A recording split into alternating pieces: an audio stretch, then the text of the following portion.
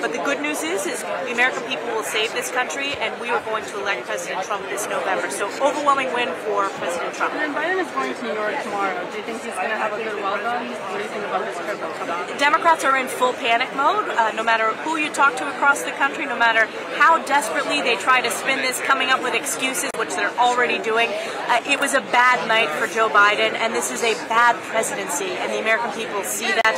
And New York, what's interesting is President Trump pulled just 6 points behind in New York. That gap is still going to close. This is a traditional blue state that the momentum is moving in President Trump's direction. We picked up those 5 congressional seats in New York, and he's going to do very well on the ballot in New York State. And then one more. Nikki Haley just tweeted that it's time to replace Joe Biden. They're going to replace him. But I heard you say that they're not going to, that he's going to be the Democratic nominee. Do you think there's no chance of them doing something right before the DNC? Look, Joe Biden is on the ballot this November. We will defeat Joe Biden. Democrats, they are getting desperate because they know what a disaster it was, including Biden insiders and Biden campaign people who have told folks on background that it's been a disaster and avoided the spin room because they know it was just a historic failure for Joe Biden. But look, Donald Trump is going to defeat Joe Biden. Joe Biden is the sitting president of the United States, and Donald Trump's going to beat him this November. Can you have one question here? I mean, it's desperate. It's full-time panic mode for Democrats. That first 20 minutes when Joe Biden froze up, it's clear he's unfit to be president of the United States. He's unfit to be an elected official or any big professional responsibility. And the American people saw that on stark display. What was it like inside the watch party tonight? You were with several other potential VP contenders. How did you guys interact with each other, and what were some moments that stood out inside tonight? We're all friends. I know all the other names that are in the mix. I've worked with all of them. I've known some of them for a long time. Went to college with Vivek. I've worked with Tim Scott, with Marco on many issues, with JD, have gotten to know Doug Burgum. So it's a team effort. We're all working very hard to support President Trump, and we're proud to serve as surrogates.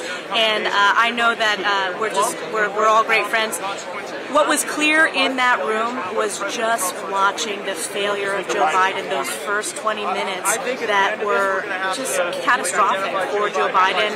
He's unfit to be commander-in-chief versus the strength of President Trump, who was able to talk about so much of his effective policies, whether it was border security, whether it was economic growth, whether it was peace through strength when it comes to national security, foreign policy issues. Was there anything you heard Is there any topic that in on more?